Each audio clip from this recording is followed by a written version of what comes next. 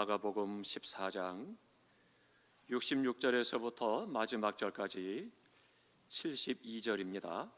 저와 함께 한 절씩 교독하겠습니다. 마가복음 14장 16절부터 마지막 절까지입니다. 66절 제가 먼저 봉독하겠습니다. 베드로는 아랫뜰에 있더니 대제사장의 여종 하나가 와서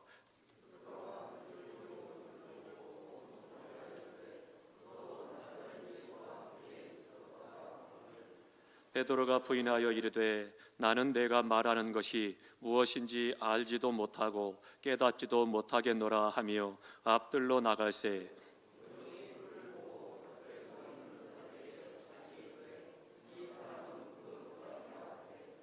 또 부인하더라. 조금 후에 곁에 서 있는 사람들이 다시 베드로에게 말하되 너도 갈릴리 사람이니 참으로 그 도당이니라.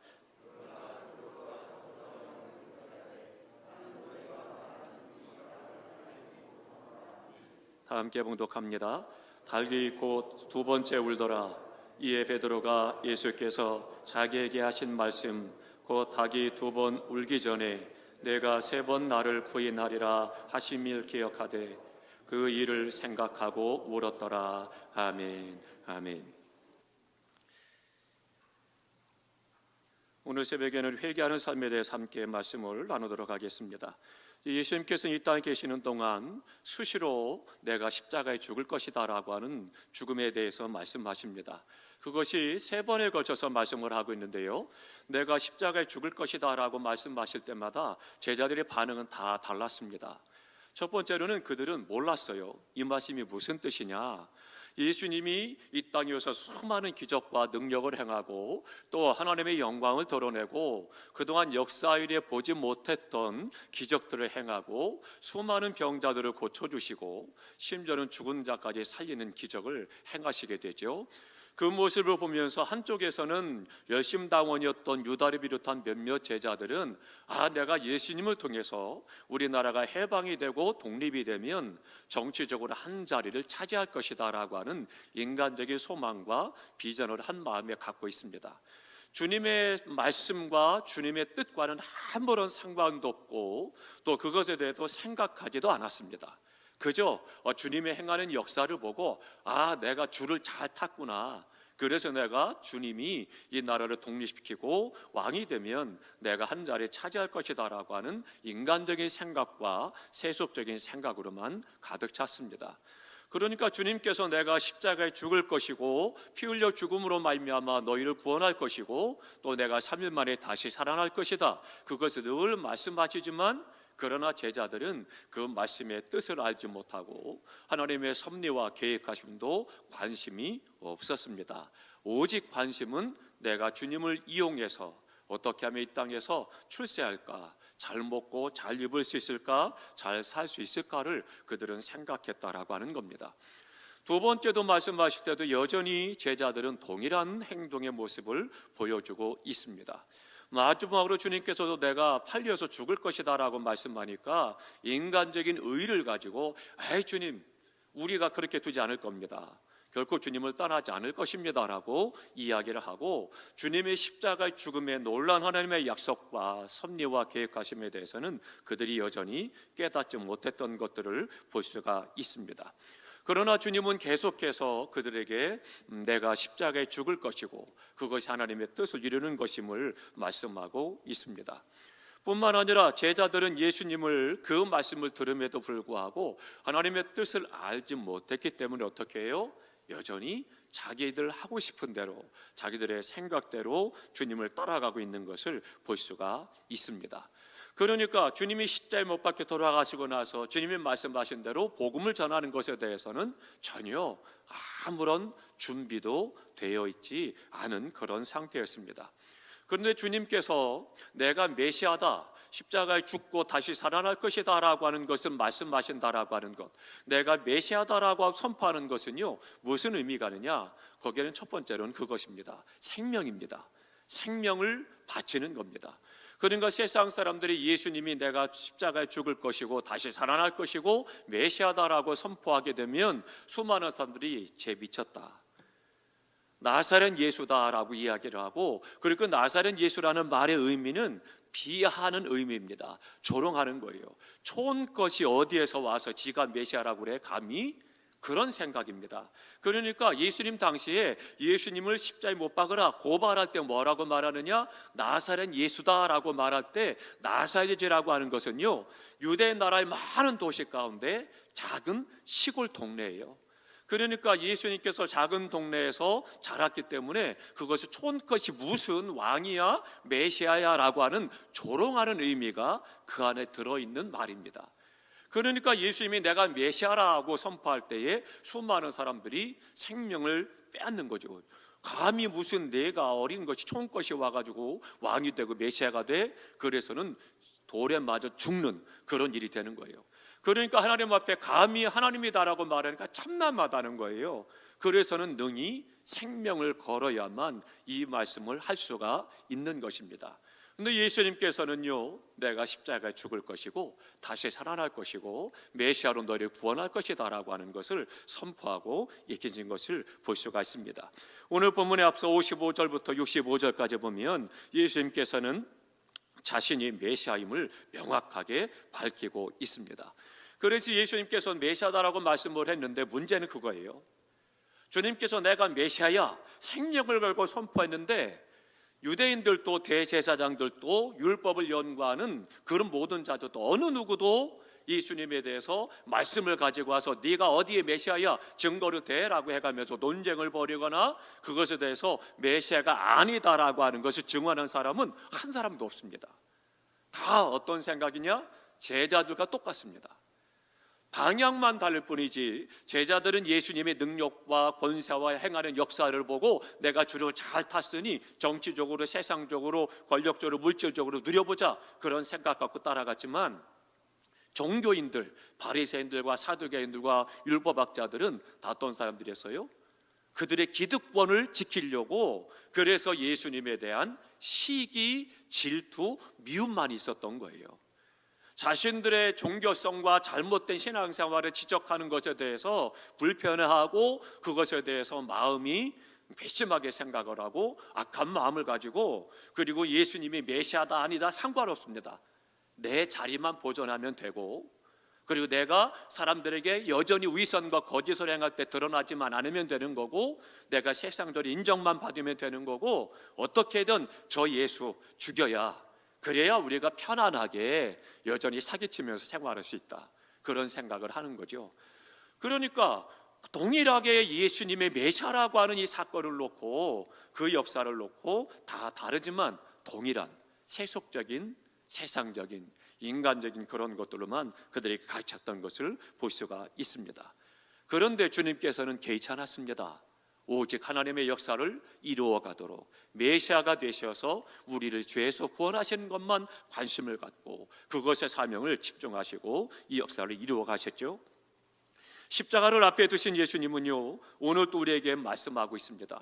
오늘도 우리가 세상은 우리를 향해서 많은 오해를 하고 또 세속적인 종교성을 가지고 와서 신앙사라는 기독교인들이 많다 할지라도 믿음 안에 견고히 서서 말씀대로 하나님의 뜻을 이루는 삶을 살 것을 요구하고 있습니다. 그러려면 어떻게 되겠습니까? 다른 것 없습니다. 예비해야 됩니다. 다 함께 하십니다. 무장하라.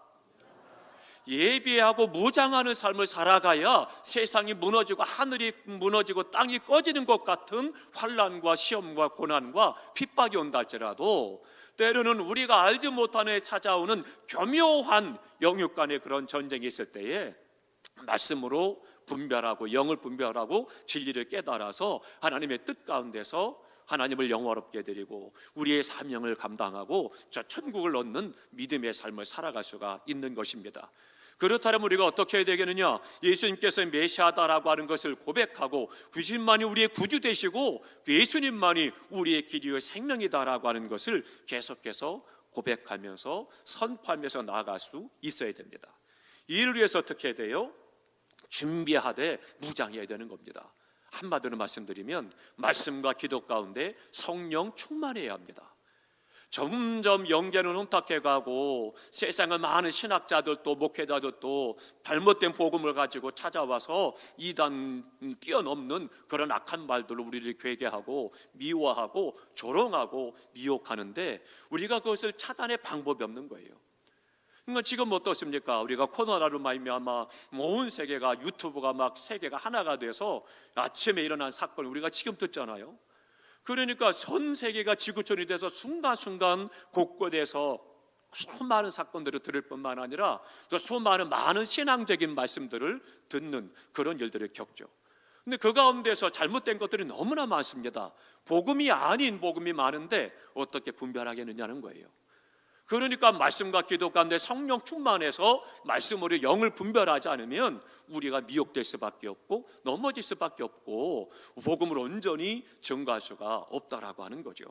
이를 위해서 우리가 날마다 말씀을 묵상하고 기도에 힘써야 될 것이고 성령 충만해야 되는 겁니다. 사랑하는 성도 여러분, 예수 그리스도의 십자가의 피로 우리의 모든 죄가 정결될 뿐만 아니라 성령 충만하시기를 주님의 이름으로 축원합니다. 놀라지 마십시오. 지금 청와대 청원 거기에 올라가 보면 신천지에서요, 앞으로 기독교가 신천지 그들을 빼내서 그래 신천지가 잘못됐다는 것을 가르치지 못하게 법으로 제정해 달라고 하는 그런 것이 올라와 있어요. 몇십 명이 동의했는지 아십니까? 50만 명이 넘게 동의했어요. 그러니까 앞으로 기독교가 신천지에 대해서 이단이다 말을 못하게 만드는 그런 법안을 제정하자고 지금 건의해놓고 수많은 사람이 지금 거기에 동의한 거예요. 우리가 깊이 생각해야 됩니다. 지금 그것에 대해서 우리 기독교인들이 이건 아니다, 이건 복음에 대한 잘못된 것이기 때문에 반대운동을 펼쳐야 된다, 그렇게 해서 지금 반대운동을 해서 기독교인들이 올라가 있는 그런 청원이 한 70만 정도가 약간 넘고 있습니다. 우리 교회도 함께 하셔야 돼요. 우리 성도님들이 정말로 영적으로 지금 어려운 때를 우리가 살아가고 있습니다. 우리가 더더군다나 영적인 열심을 잃어버리고 하나님에 대한 사랑도 식어지고 점점 더 편안하고 안일함에 젖어가는 이때에 우리가 성령을 무장하지 않으면, 훈련하지 않으면 결국은 믿음이 점점점 멀어집니다. 꼭 교회를 가야 돼. 집에서 영사로도 얼마든지 예배를 잘 드렸는데, 그런데 굳이 바쁘고 힘든데 뿐만 아니라 어때요? 우리 홈페이지에 올려놓으면 그 영상을 가지고 꼭 바쁜데 지금 꼭 예배를 드려야 돼? 내가 생활하다가 시간 남을 때 주중에 한번 드리면 되지. 그래서는 편안하게 안일하게 합니다. 처음에는 하겠죠. 한 달, 두 달은 언제든 시간 되면 주일 예배라고 해서 영상을 가지고 드리겠죠. 예배는 그렇게 드리는 것이 아닙니다. 하나님께서 정하신 장소에서 하나님께서 정하신 시간에 우리가 함께 하나님을 예배하고 영광을 돌리는 것이 예배의 삶의 기본이 되는 겁니다. 근데 우리가 어때요? 우리의 편의를 따라서, 우리의 편리를 따라서 편안함을 쫓아서 예배 생활도 점점 흐트러지는 것이고, 그것이 결국은 우리의 신앙을 식어지게 만들고 멀어지게 만드는 겁니다. 조의하셔야 됩니다. 정말 심각한 때입니다. 우리가 다시 한번 주님 앞에 서서 성령 충만함으로 준비되지 않고 무장하지 않는다면 주님께서 세우신 자리에서, 오늘 이 자리에서 내가 사명을 감당할 수 없는 것이고 하나님의 사람으로 살아갈 수 없는 것이고 믿음을 지킬 수가 없는 것입니다. 주님의 제자들은 어땠어요? 예수님을 통해서 내가 세상적으로 출세해보자, 많은 걸 누려보자, 그렇게 생각하고 주님을 따라다녔습니다. 그래도 어떻게 돼요? 자신들의 생각대로 되지 않고 주님이 십자가에 죽으시니까 어떻게 됐습니까? 끝났네. 다 자기 살 길로 다 돌아갔습니다. 어느 누구도 주님을 따라가지 않았습니다. 다 자기 길로 그냥 다 제자들이 돌아갔죠. 그리고 주님의 말씀을 쫓아 남아있는 사람들 어떻게 돼요? 몇 명조차 남았던 120명은 어떻게 됐습니까? 문을 꼭꼭 걸어 잠갔습니다. 무섭습니다. 세상이 두려웠습니다. 우리가 어떻게 될지 몰라. 그래서 어떻게 됐어요? 그들이 다 문을 꼭꼭 걸어 잠고 숨어서 120명이 주님의 말씀을 쫓아 기도하며 기다리는 거예요. 그때 그들이 성령이 충만히 임하니까 어떻게 됐어요? 이제는 길가 산업가로 나가서 사람들에게 생명을 걸고 복음을 전하는 거예요. 너희가 십자가에 죽인 그 예수가 우리의 구주가 되셨다. 예수 믿고 회개하고 돌이켜서 구원을 받아라, 생명을 얻어라라고 복음을 증거하는 역사를 행하게 되죠. 그러니까 주님을 쫓아갈 때 올바로 주님을 알지 못하고 말씀을 제대로 알지 못하니까 어떻게 됐어요? 세상적이고 종교성을 가지고 생활했던 그들이 이제는 성령 충만하고 훈련하고 무장되니까 담대하게 생명을 걸고 나가서 복음을 증거하는 자가 됐다라고 하는 거죠. 그렇기 때문에 오늘도 마찬가지입니다. 모든 기독교인들이 깨어서 경성하고 하나님 앞에 성령 충만한 가운데 믿음으로 서 있지 않으면 넘어질 수밖에 없는 거죠. 우리 새롭게 모든 성도님들이 이 아침에 성령 충만하시기를 주님의 이름으로 축원합니다. 성령 충만하셔서 그 은혜로 말미암아 영을 분별하고 진리를 분별하고 시혜를 분별하면서 하나님의 영광을 드러내고 하나님의 뜻을 이루는 은혜의 삶을 살아가시기를 주님의 이름으로 축원합니다. 온 나라가 걱정했죠. 특별히 우리 기독교인들 가운데 대통령 선거를 놓고 많이 걱정했습니다. 과연 그 무속인을 갖다 놓고 그 안에 젖어 있는 사람이 대통령이 됐을 때 우리나라가 어떻게 될 것이냐, 굉장히 많은 염려를 했습니다. 그래도 악한 왕이든 선한 왕이든 하나님이 세우신 것이고 지도자도 하나님께 허락하셔야 되는 것입니다. 그러다 보니까 어떻게 되겠어요? 우리 기독교인들이 어떻게 더 많이 기도하고 나라를 위해서 기도해야 되는 거죠. 벌써요, 대통령 당선자가 되고 나니까 어떻습니까? 공영방송에서요, 종편에서요, 많은 무당들 굿하는 것들을 벌써 내보내기 시작을 합니다. 물론 지난 정권에도 그렇게 안 한 것은 아닙니다.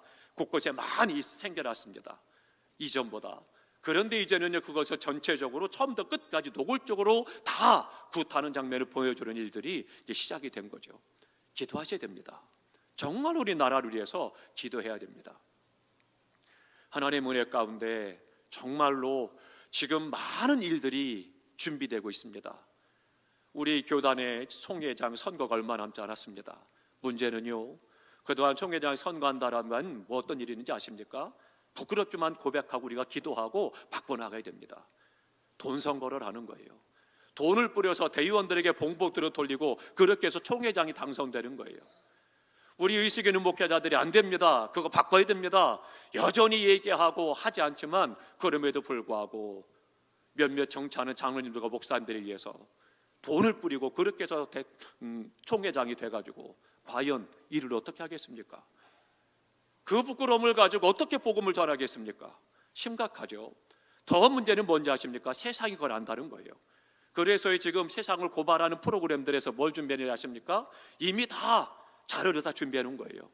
대통령 선거하는데 하듯이 그렇게 교단 총회장을 선거하는데 종교인들이 기독교인 돈 뿌리는 선거를 한다는 것을 다 그 준비 영상을 다 준비해 놨습니다. 자료까지 다 준비했어요. 지금 정부에서 지금 막고 있을 뿐이에요. 조만간 터뜨리게 될 겁니다. 두고 보십시오. 심각합니다. 교회, 교단, 참으로 부끄러운 일입니다. 우리가 정말 하나님 앞에 이렇게 서 있어는 안 됩니다. 교회가 타락하고 교단이 타락하고 지도자들이 타락하는데 어떻게 나라가 바로 설 수 있겠고 우리 기독교인들이 어떻게 복음을 더 이상 증거하고 세상을 구원할 수 있겠습니까? 이건 안 되는 일이에요. 참으로 가슴 아픈 일입니다. 우리가 다시 한번 교단을 위해서, 복음을 위해서, 교회를 위해서 우리 신앙이 종교인들과 똑같이 예수님의 제자들과 같이 그런 믿음의 삶을 사진 않았는지 다시 한번 살피고, 예수 그리스도께서 말이 우리의 구주 되심을 증거하고 전하지 않으면 견딜 수 없는 뜨거운 마음이 있는 성령 충만함이 있어야 된다라고 하는 거죠. 사랑하는 성도 여러분, 성령 충만하십시오. 우리가 정말로 무장하지 않으면 이제는 정말 교묘하게 사단이 역사하는 것에 넘어질 수밖에 없고, 그것이 길인 줄 알고 쫓아가는 이것이 아닌가 봐 뒤늦게 후회할 때가 오게 되는 거죠. 사랑하는 성도 여러분, 예수님께서는 담대하게 생명을 걸고 메시아를 증거했고 십자가에 못 박아 죽으십니다. 베드로는요 철저하게 주님을 부인합니다. 어린 여정이 와서 이 사람들이 예수의 당이다, 예수 함께 했던 사람이다 말할 때 부인하죠. 부인하는데 한 번, 두 번, 세 번 부인합니다. 부인할 때 어떻게 철저하게 부인하는 거예요. 그런데요, 그 부인할 때 아니야, 내가 잘못 봤어, 그 정도가 아닙니다. 첫 번째로 그가 여인이 시작할 때에 베드로가 부인을 하죠. 이 부인하는 용어를 원문에 보면 법적인 용어입니다. 법적인 용어를 가지고 부인한 거예요. 나는 전혀 그렇지 않아, 예수를 믿는 자가 아니다라고 하는 거고, 예수님과 함께하는 자가 아니다라고 하는 것을 가지고 법적인 용어까지 들어가면서 아니다라고 부인을 하고 있는 겁니다. 두 번째는 뭐라고 그래요? 더 구체적으로 그렇게 부인을 하게 됩니다. 알지는 못한다. 그럼 저주하고 맹세까지 하는 거예요. 그래서 주님을 모른다라고 부인을 하게 되는 거죠. 결국은 믿음이 점점 시력지 않으면요, 안타깝게도 돌이켜서 내가 잘못했구나 바로 돌이키는 게 아닙니다. 죄는 죄를 낳게 돼 있어요. 그렇기 때문에 죄라고 하는 건 점점 커지는 겁니다. 우리 옛말에도 그러잖아요. 바늘도둑이 소도둑된 자고 하잖아요. 죄라고 하는 것이 그렇게 만만한 게 아닙니다. 굉장히 죄가 강한 겁니다. 그 죄의 쾌락이라고 하는 것은 이루 말할 수 없는 거예요. 그러니까 약에 중독되는 사람들, 마약에 중독된 사람들이 어떻게 돼요? 안 된다는 걸 알아요. 내게 인생이 망한다는 걸 알아요. 그럼에도 그것이 너무나도 강하고 그것이 크기 때문에 거기에 계속 손이 가는 거예요. 죄도 마찬가지입니다. 죄의 쾌락이라고 하는 것은 어떻게 비유할 수 없는 거예요. 엑스타시 같은 그 환각이라고 하는 죄는 굉장히 두려운 겁니다. 그렇기 때문에 그것은 우리가 한두 번 하고 내가 돌이켜 회개하면 되지 절대 쉽지 않습니다. 회개한다라고 하는 것이 아무나 하느냐? 그렇지 않습니다. 하나님의 큰 은혜가 있어야 진심으로 회개하고 그 안에 돌이킬 수가 있고 하나님의 사람으로 세워날 수가 있다라고 하는 것입니다. 죄는요, 우리의 발목을 꼭 잡습니다.